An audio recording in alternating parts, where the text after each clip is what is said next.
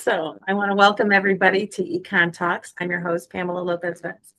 I'm the CEO of Growth Dimensions Economic Development. So EconTalks is a webinar series that we designed to engage, educate, and inspire the community around how economic development growth happens. And today we are thrilled to have Ryan Middlesworth on our call. He's the founder of Middlesworth Group, an operational consulting firm that works with manufacturers, contractors, and distributors in the $5 to $100 million range. He holds an MBA and a Lean Six Sigma Black Belt with more than 20 years of hands-on operational experience across manufacturing, construction, and field service. Ryan's work focuses on helping owners and operators stabilize and standardize their operations so that growth does not break what they have built. The framework helps businesses reduce delivery inconsistency, frees up working capital, and gets owners out of the daily firefighting loop. But he also works with companies to identify where automation and AI can actually deliver return once the operational foundation is ready. So, Ryan, we want to thank you for joining us today. Really appreciate having you here. Absolutely. Thanks for having me, Pam. Yeah, excited to dive into this fun topic and share a little bit more. It's an important discussion. Many business owners believe growth solves problems. But as we all know, that sometimes, and in your experience, you've seen a lot of times where growth actually creates some additional problems that maybe they didn't anticipate. Could you share a little bit more about what you do? Yeah, absolutely. So I started my company about a little over 2 years ago, and really kind of focusing on how we can make companies more efficient in the sense, looking at from a cost or growth perspective, companies are all very different on their journeys forward. So I thought this would be a great, opportunity to obviously join Pam here in this discussion, but share a little bit more about some of the things that I see in my everyday work. And, we're really a firm established in helping kind of the small and medium-sized businesses grow and take the next step. So would love to share a little bit more about that. But, looking at what I would love to have out of this webinar and this experience is obviously showing a little bit more about, what we do, but also, some of the whys and some of the things that we could do as action steps from this so we can help out some of the businesses that are looking for some support. So what do I hear, consistently? And, we were talking about this a little bit, Pam, but more or less, owners are pressed, and I'm going to loop in business leaders as well. They're pressed, right? They're trying to do everything all at once, and there's a lot of different pressures out there that are driving this mix today. And mainly, think about AI and some of the technology and some of the pressure there that's right at our front doorstep today. And you think about the macro environment and where things are at today in politics and the economic view of the world. Everything is right here. So we are kind of forced to do something about that, right? So, and when I look at some of the AI and automation, I'm just going to camp out here.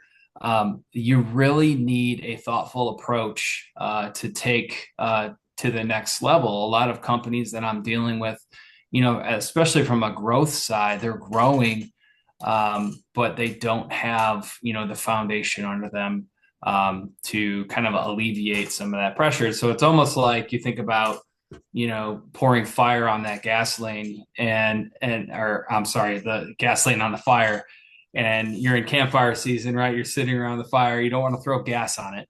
So that's really what happens, when a business is facing, great growth and they're growing through the roof, but we don't pay attention to the foundation. So that's really where I help businesses really grow. And kind of in that sense, we get into, that third bucket, that margin pressure. Sometimes as you start to grow your business and you start to take off, um, you want to improve that margin, right? You want to have that a little bit of space in between, and that margin percentage is critical to sustain some growth. So that's kind of in a nutshell. If you want to go to the next slide, what I've done in my career in helping businesses kind of take the next step, in those different industries.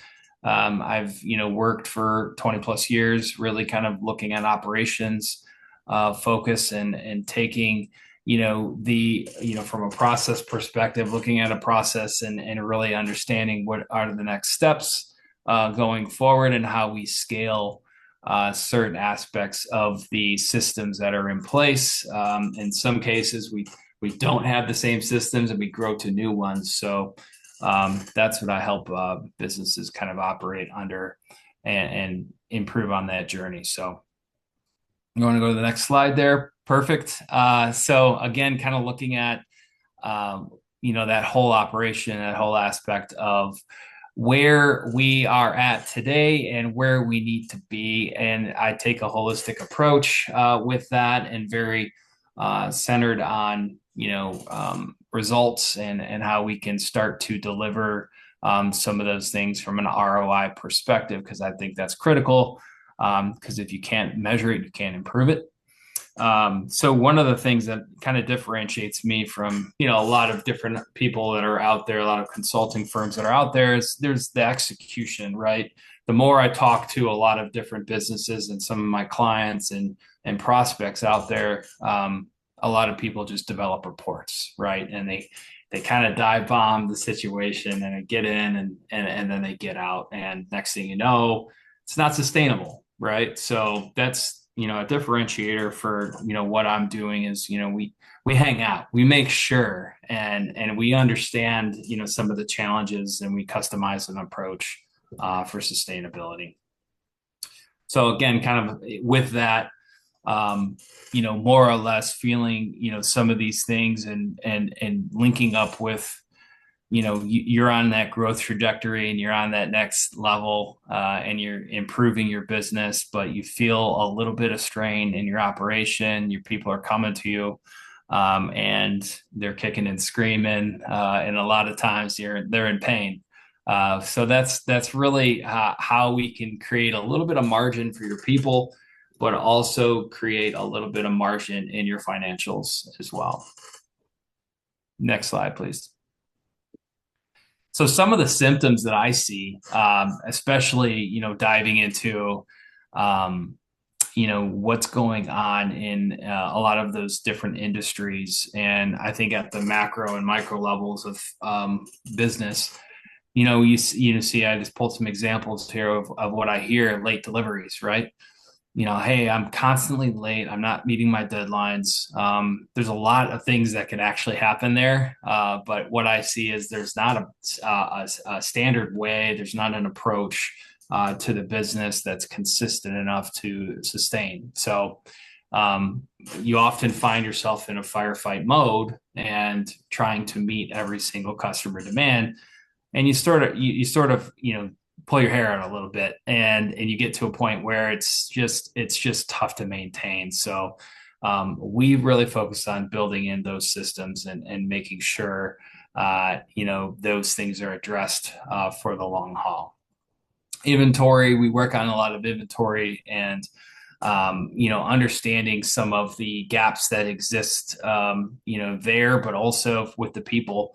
And I think your people are your number one asset. And if you don't have great people in the building and you don't have, that direction and, from a leadership perspective, that's completely normal. These things happen all the time with small and medium-sized businesses, but you can change it. You can develop a great culture. There's a lot of things that you could do to drive more clarity in your operation. So people they want to come to work and win. And so I see that quite a bit, where the owner is the linchpin and the bottleneck of an operation. So AI software, the technology not delivering the ROI. We're going to talk a little bit about this, and then again, kind of that those good, you got good people in your operation for the most part, but they're not delivering consistently, and that's from my perspective, that's a system issue. That's a cultural company issue. So you got to go through it and get everybody on board, and we do that through a lot of the times process, and we focus on those things. So next slide, please. So my approach in my framework that we've really kind of put together here at the Middlesworth Group is, first, we want to make sure we're stabilizing any situation that we get into, whether it be kind of stabilized or not. We want to make sure that there's enough visibility into the situation, into the process, into the rhythm of the business.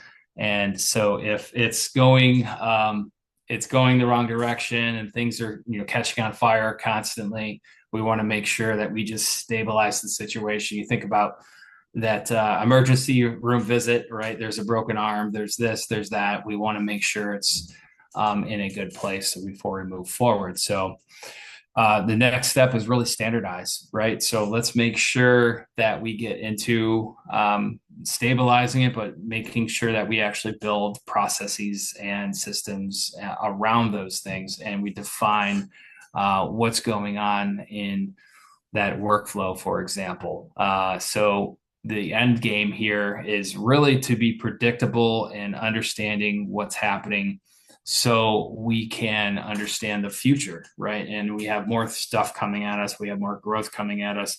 Whatever the situation might be, we're able to build on top of that foundation. We were talking about foundation a little bit earlier. So that's a big thing that I find a lot of different companies find themselves in between these two steps: stabilize and standardize, and making sure that they're performing more on the standardized side. But a lot of businesses, especially in the small and medium size, are just trying to stabilize, right? They're trying to live for the next day and into the next week and next month. So we always start there. We provide visibility onto what's happening, and it kind of freshens up the approach.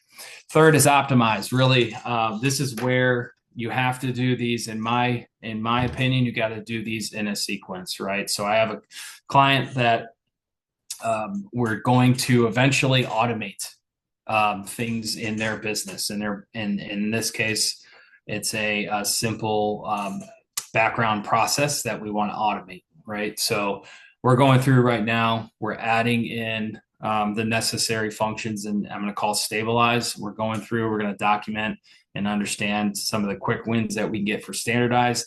We're going to go through and take out some of the noise in the process, and then we're going to get to optimize. And that's when it gets really cool, because you could start adding in some autonomous workflows and AI into those business processes that make them more efficient and take away a lot of the burden away from the ownership and the leaders and the team. So I think about these: standardize, stabilize, standardize, optimize, SSO is kind of the approach and the path forward that we take. So next slide, please. So just highlighting a little bit of this, because I see this quite often, businesses where they try to automate things off the bat. And it's a lot. I'll be honest with you guys. There's a ton to automate in a business, especially a small and a medium-sized business. You can look at the process and be like, oh my gosh, that could be automated. I always prescribe again to that, let's stabilize, let's standardize, let's optimize for a lot of different reasons. The more you try to add tech to a process that's not stable, the more you're going to cause yourself grief down the line. It's just going to create more havoc for the people around the process in the business. So we try to root out all of the waste that we can, and then we add in the right layer of technology and automation on the backside to make sure that you're not automating things that we could just easily take out, if that makes sense. And a lot of times too, I see we try to do too much, and when you try to do too much, you just don't succeed. So with my approach, we really get into being very pilot oriented, and let's try this, let's do this, what did we learn, that type of thing, to the end game solution of kind of AI and automation, at the if it calls for it, if the technology is there. So next slide, please.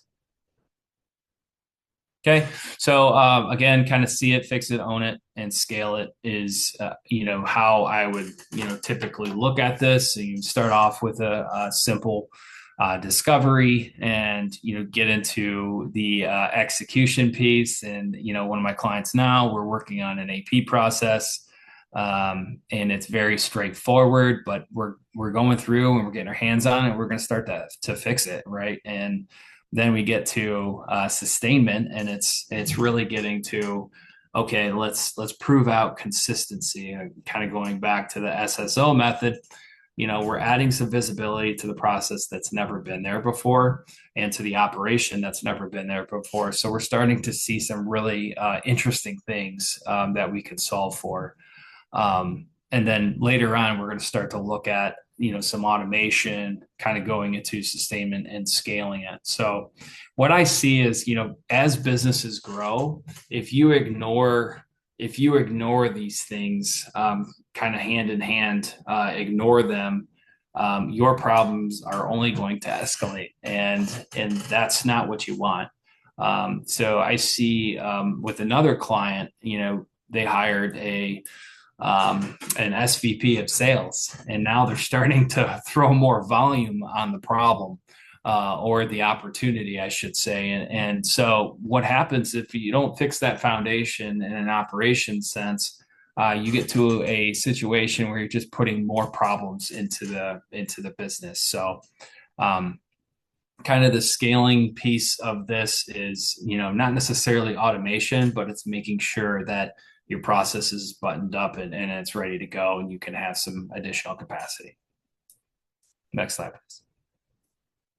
So, just wanted to throw some of the outcomes that are out there, that typically I see, when you think about, like excess inventory, it's very measurable, and some of the delivery stuff is very measurable. And so that's the way I work, is we want to make sure that we get an X to Y, a baseline to a target, and really understand, some of the things that are going to drive down your cost in your business. Because at the end of the day, you want that margin to improve.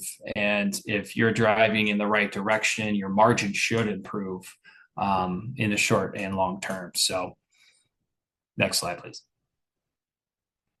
Cool. Very good. Pam, you still out there? I am. So I just want to let everybody know, if you want to ask a question, please put it in the chat, and Ryan and I will be able to share that so he can respond.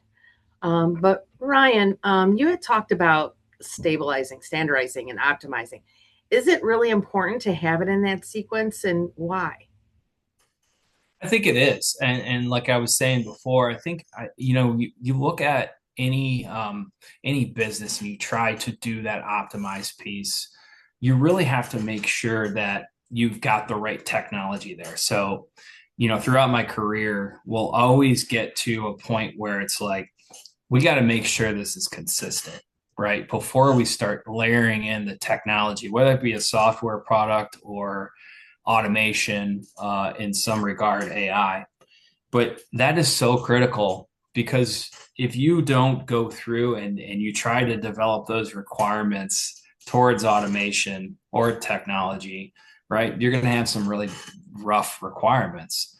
And what I've seen in the past is there's a mismatch if it's not done in this way, and that costs the company money, but it also creates a lot of headache internally for a business that's trying to scale. So ultimately, what you have to do is really understand some of those key requirements, right, in your process, in your business systems, in your people, right, and then you start to get to a point where it's like, okay, yes, this fits, this does not fit within what we're trying to do, because every business is pretty different in their own sense. So we have to kind of put that in the calculus in the equation. So kind of walking through that path is necessary, in my opinion.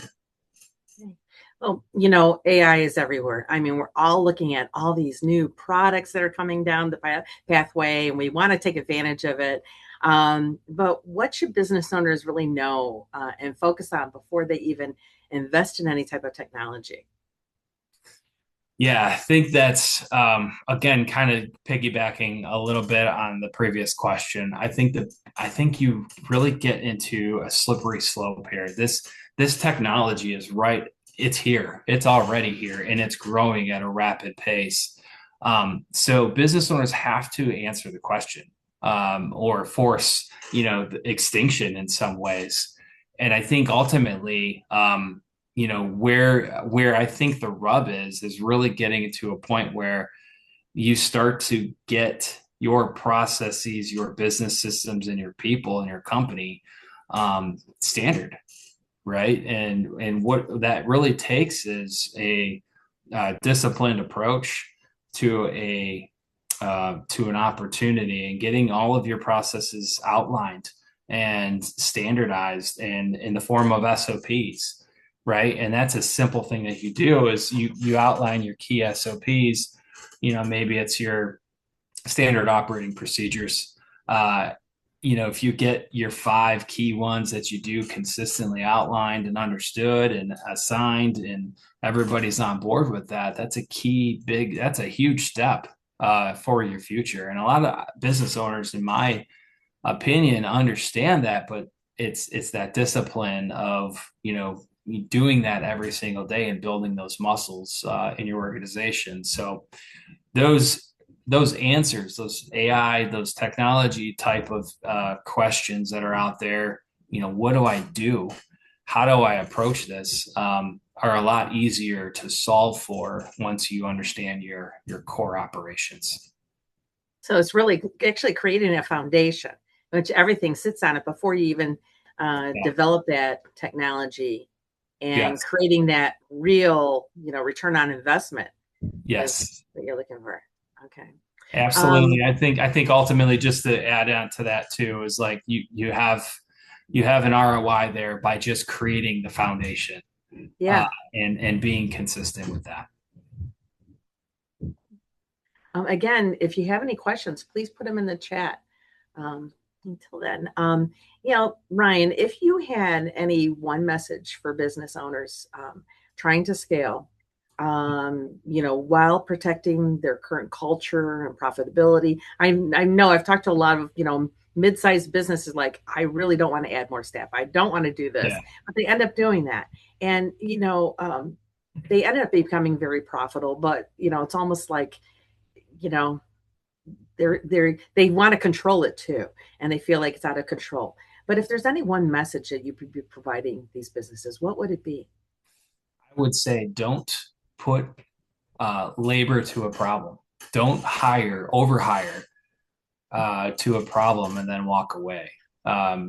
You're going to create a bunch of ramifications in your operations. So I always, and I'm biased, obviously, but I always, if I'm putting my ownership hat on, I always look at this and I'm like, how can I attack my processes in my business systems? How can they become more reliable?